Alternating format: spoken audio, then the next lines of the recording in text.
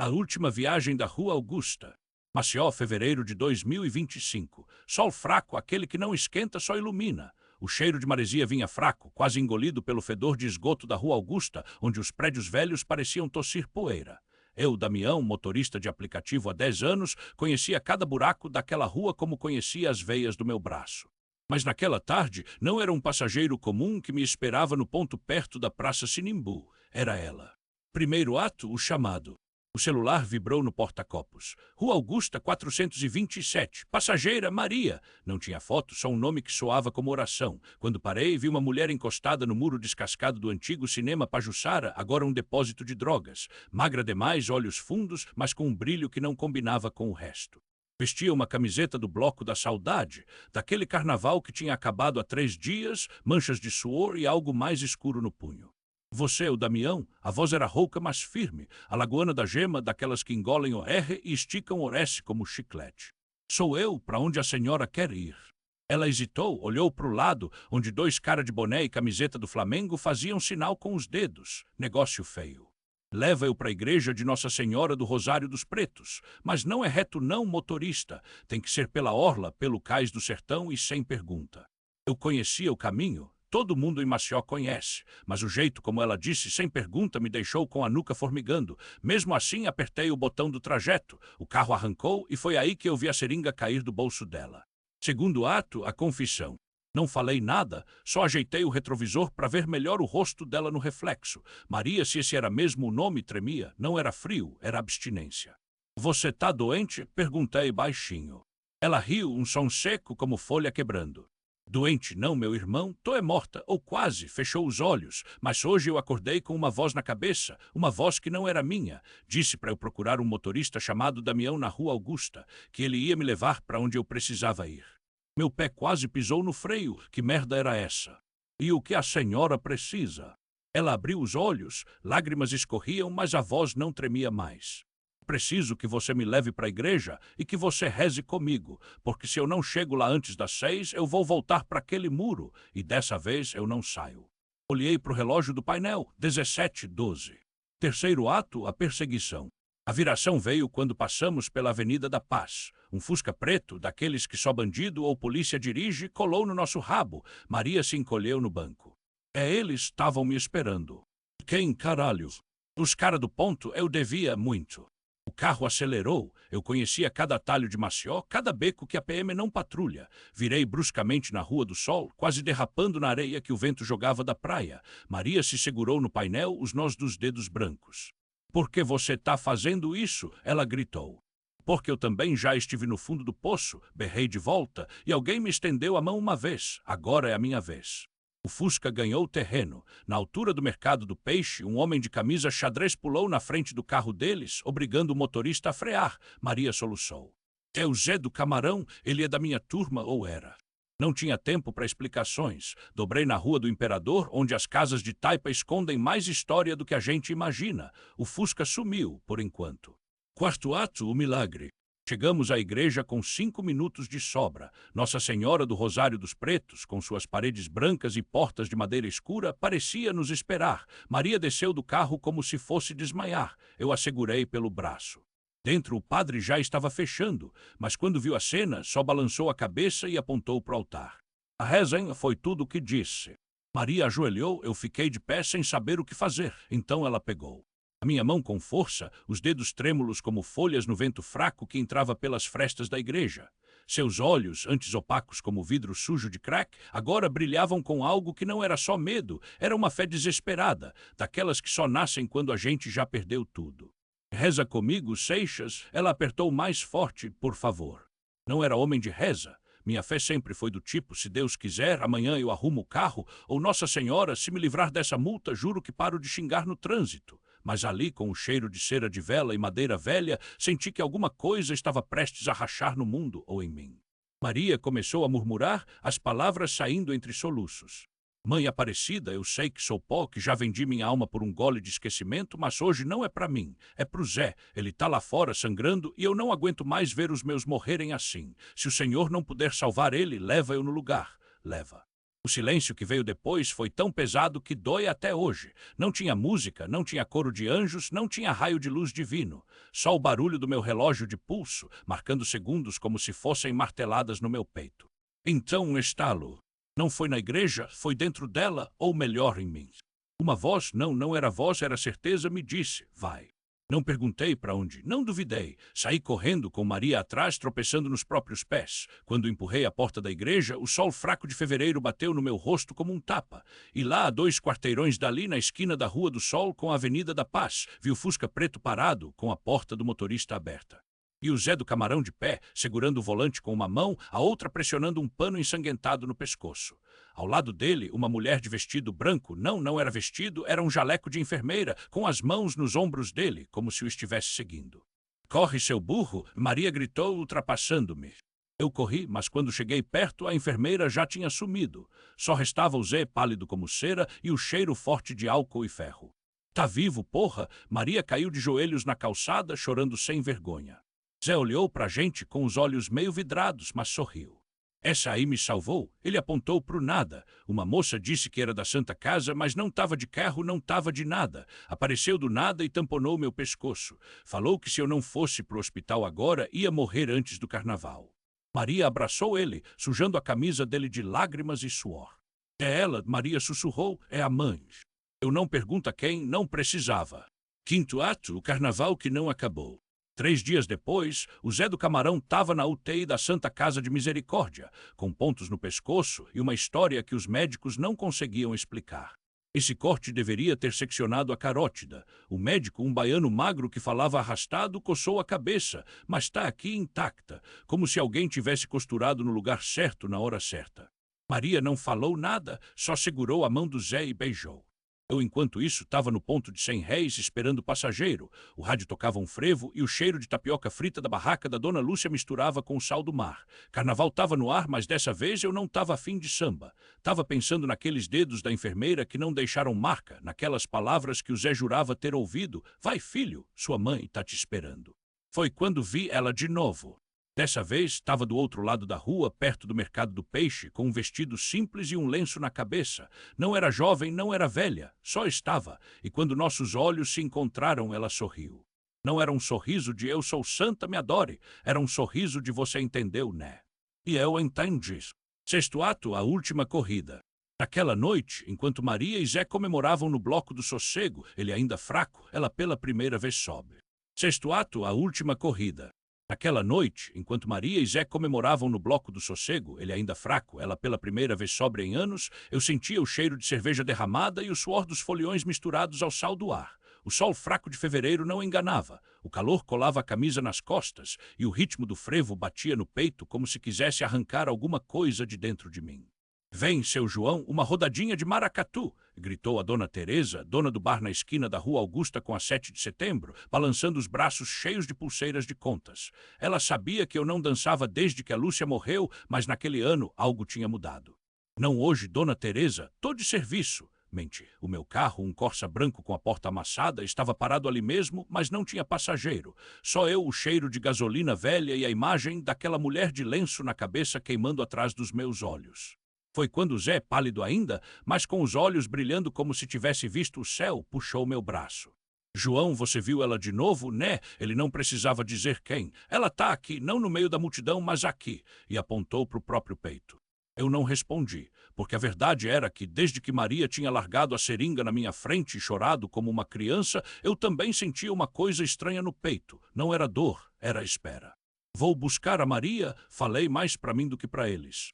O bloco do sossego tinha virado um mar de gente. Crianças com máscaras de onça, velhos bêbados cantando, ou abre alas, moças com saias rodadas girando até perder o fôlego. Eu empurrei, pedi licença até que a vi. Maria encostada num poste perto da banca de cocada, os dedos tremendo não pela falta da droga, mas pela primeira vez de medo de viver sem ela. Você tá pronta? Perguntei. Ela olhou para mim, os olhos vermelhos mas secos. Não, respondeu, mas vou. E foi isso. Sétimo ato, a estrada que não tinha no GPS. Não tinha plano, só o carro, a estrada e a certeza de que se a gente ficasse em Maceió, Maria ia recair. O Zé teimoso insistiu em ir junto. Se é para fugir, eu tô dentro. E assim, às 3 da manhã, com o último eco dos tambores do carnaval ainda no ar, saímos pela BR-104, direção desconhecida.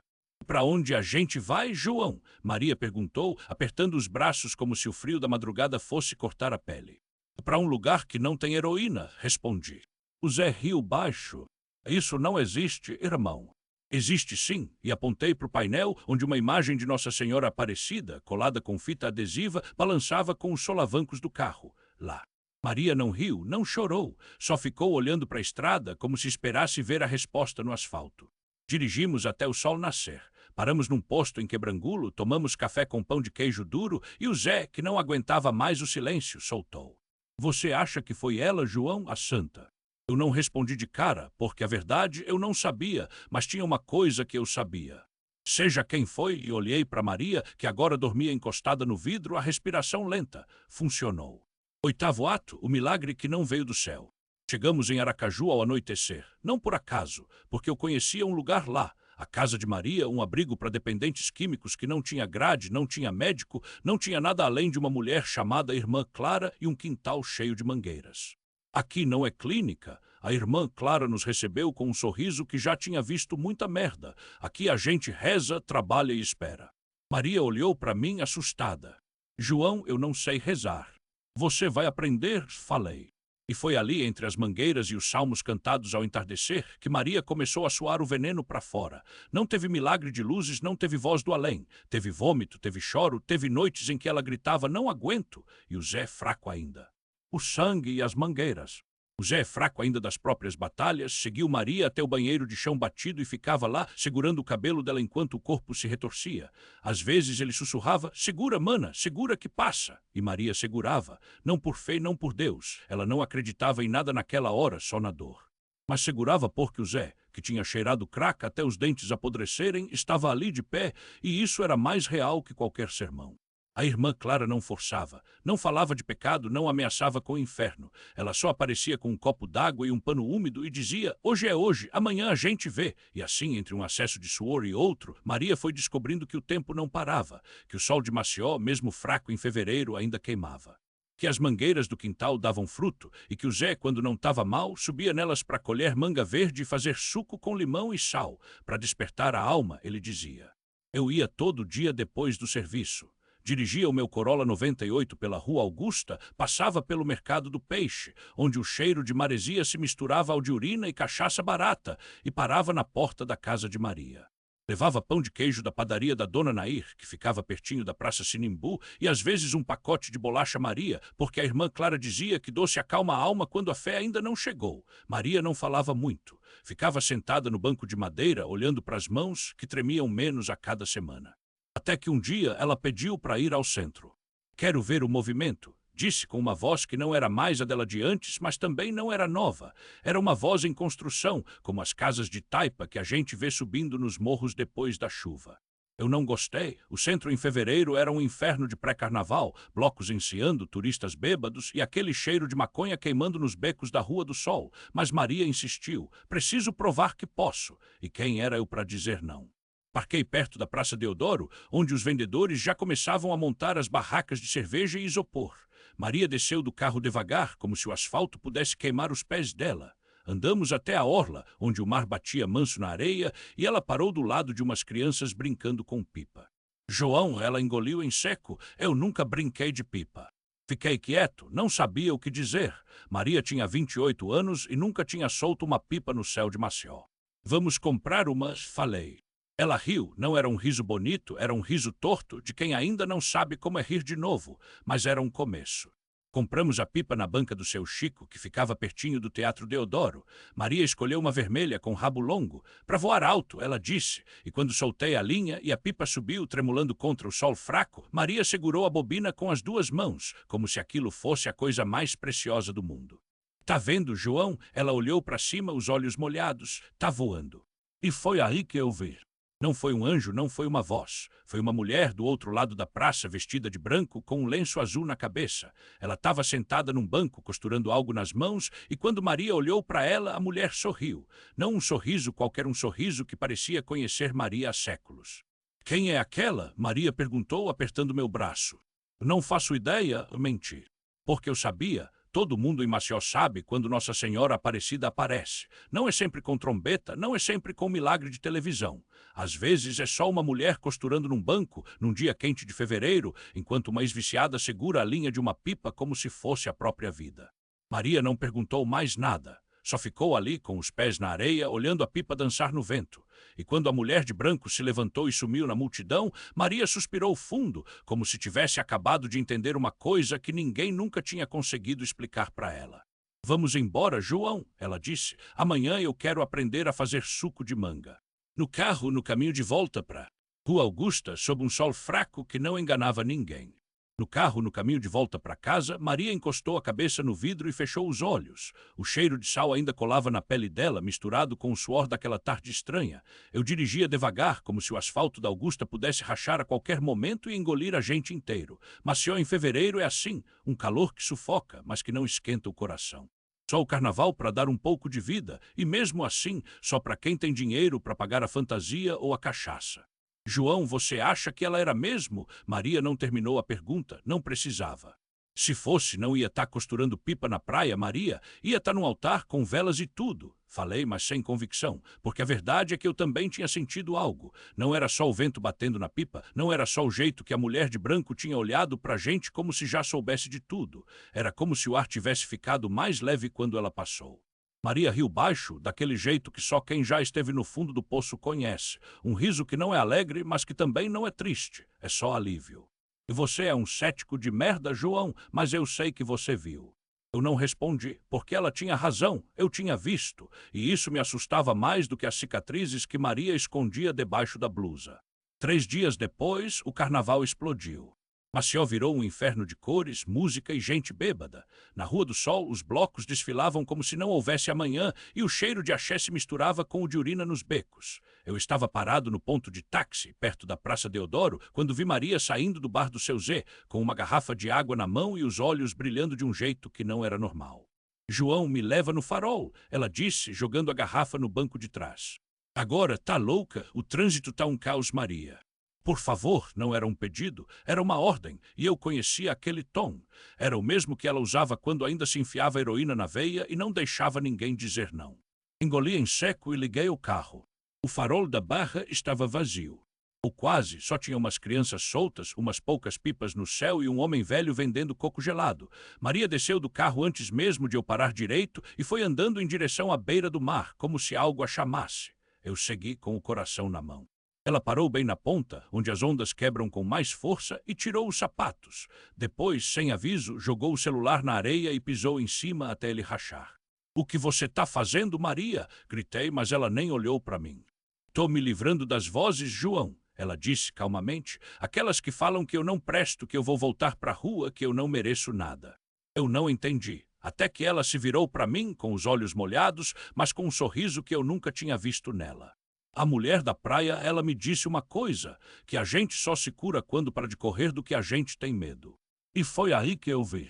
Não era mulher de branco, não era Nossa Senhora Aparecida em carne e osso, era algo maior, era Maria de pé com as ondas lambendo seus pés e o vento levantando seu cabelo como se fosse uma bandeira. Era ela viva, respirando, escolhendo ficar. "E você, João?" ela perguntou, estendendo a mão, "do que você tá correndo?" Eu não respondi. Porque a resposta estava ali na areia, nos cacos do celular, no jeito que o mar engolia o sol como se fosse a coisa mais natural do mundo. E pela primeira vez em anos, eu não tive medo de parar. Foi quando entendi que milagres são feitos de encontros e recomeços.